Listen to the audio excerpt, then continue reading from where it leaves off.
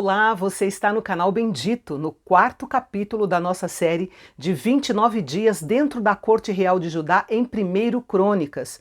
Eu sei que essa parte de genealogias é maçante, cheia de nomes que mais parecem trava-línguas, mas essas longas listas de nomes fazem parte da história, da providência e da graça de Deus na manutenção da verdade e no estabelecimento da Igreja de Cristo na Terra. Por isso, não podemos desprezá-las nem passar por cima delas. Nas genealogias são mostradas a importância e o valor das tribos e dos homens individualmente na proporção em que eles cooperaram no propósito de Deus. Como nós já vimos, o foco das genealogias é a dinastia de Davi. Por isso, faz todo sentido que a tribo de Judá seja a primeira da lista. Entre todas as tribos, nenhuma se multiplicou tanto quanto ela. Logo no primeiro versículo, nós lemos uma lista um pouco diferente dos filhos de Judá. Mas, na realidade, dos 5 nomes listados, somente Pérez foi literalmente filho de Judá. Os outros representam uma sucessão de gerações, por isso eles são chamados de filhos de Judá, porque foi Judá quem deu origem à tribo. É bom esclarecer também a questão do terceiro nome da lista, Carmi. Os estudiosos concordam que provavelmente foi um erro do escriba, que ao invés de escrever Caleb, escreveu Carmi.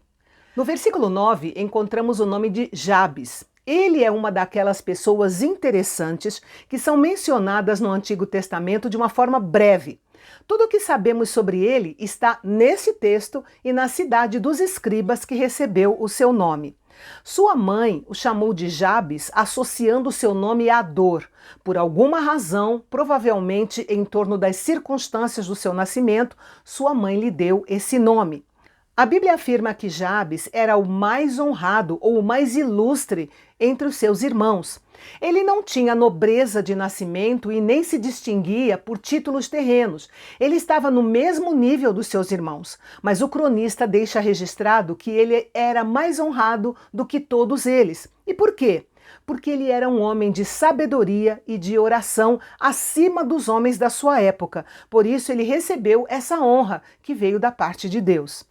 Em meio a estas longas listas genealógicas, é revigorante ser interrompido pela história de um homem que orou pedindo a bênção de Deus e obteve resposta.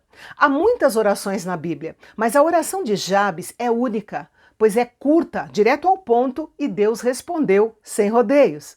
Sua oração tinha 4 pedidos básicos. Primeiro, ele orou para ser realmente abençoado. Jabes entendeu uma verdade eterna, que Deus é aquele que abre as portas, abençoa, provê e protege. O segundo pedido dele foi ter seu território ampliado. Praticamente todos os comentaristas mais antigos concordam que Jabes invocou o Deus de Israel quando estava empenhado particularmente na conquista da terra de Canaã. Por isso, quando ele orou para que o Senhor ampliasse o seu território, era um pedido para que ele pudesse expulsar os cananeus e tomar posse da sua parte na terra prometida. O terceiro pedido de Jabes foi que a mão de Deus estivesse com ele.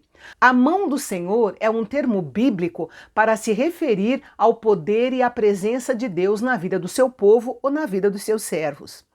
O quarto pedido de Jabes foi para ser guardado do mal e não ter aflição.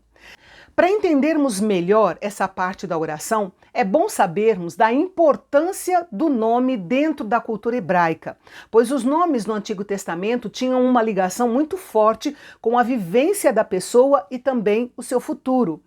O nome Jabes tem na sua raiz um significado bastante negativo: tristeza, dor, pesar, aflição, angústia. E dentro da cultura hebraica, alguém com um nome tão negativista como Jabes estava normalmente fadado ao fracasso e à ruína. Alguém sem esperança de um futuro melhor. Então, na sua oração, era como se Jabes dissesse: Senhor, não me deixe ter aquela dor que o meu nome implica e que o meu pecado merece. E a Bíblia diz que então Deus concedeu a Jabes o que ele pediu. Esta é a medida da oração eficaz. Quando estamos em íntima comunhão com Deus e oramos pelas coisas importantes para Ele e para o seu reino, Ele cumpre 1 João capítulo 5. E esta é a confiança que temos para com Ele, que se pedirmos alguma coisa segundo a sua vontade, Ele nos ouve. Mas preste atenção no seguinte: nós temos a tendência de pensar que Deus respondeu imediatamente à oração de Jabes. Mas pode ser que tenha levado anos, por exemplo, para Jabes expandir seu território. Ou seja, tudo pode ter acontecido de uma vez ou aos poucos, mas o mais importante é que Deus respondeu à oração de Jabes. Agora eu quero chamar a sua atenção para o versículo 17, que menciona os filhos de Bítia, filha de Faraó, que Mered tomou por mulher. Sua identificação como filha do faraó localiza seu casamento com Mered, que era da linhagem de Judá, no período em que o povo de Israel foi morar no Egito antes de se tornar um povo escravo. O versículo 23 menciona dois oleiros, Netaim e Gedera. Apesar do foco geral desses capítulos seja apontar para a tribo de Judá, especialmente para a família de Davi, esses dois oleiros são mencionados de modo especial porque trabalharam para o rei e viveram com o rei. Não há um consenso entre os estudiosos sobre quem era esse rei. Mas nós aprendemos aqui que o nosso rei tem muitos tipos de servos. Ele tem soldados, médicos, escritores, músicos, empregados domésticos, jardineiros, professores e muitos outros. E nós devemos valorizar os diferentes servidores do rei, como também compreender e valorizar o serviço que nós prestamos ao nosso rei. Outra coisa, todos os que vivem com o rei devem trabalhar, frutificar. Aqueles dois oleiros não usufruíam da generosidade do rei para ficarem à toa. E da mesma forma, depois de termos recebido a Cristo, nós devemos servi-lo com os nossos dons e talentos de todo o coração, dando o nosso melhor como uma forma de gratidão. Do versículo 24 em diante, temos os descendentes de Simeão. Simeão e Levi foram dois dos filhos de Jacó que massacraram os homens da cidade de Siquém porque o príncipe daquela terra havia estuprado Diná, a irmã deles. Você pode ver os detalhes dessa história clicando no link que está aparecendo em algum lugar aí na sua tela. Por causa desse ato, eles foram amaldiçoados por seu pai Jacó a serem dispersos entre as tribos dos seus irmãos. Durante os anos de peregrinação no deserto, a população da tribo de Simeão diminuiu radicalmente e afundaram em uma posição de insignificância entre as outras tribos, com pouca influência sobre a história de Israel. Anos mais tarde, nós lemos que a tribo de Simeão não tinha um território para chamar de seu, apenas cidades, vilas e casas. Essa tribo recebeu como herança uma parte do território que já tinha sido atribuída à tribo de Judá.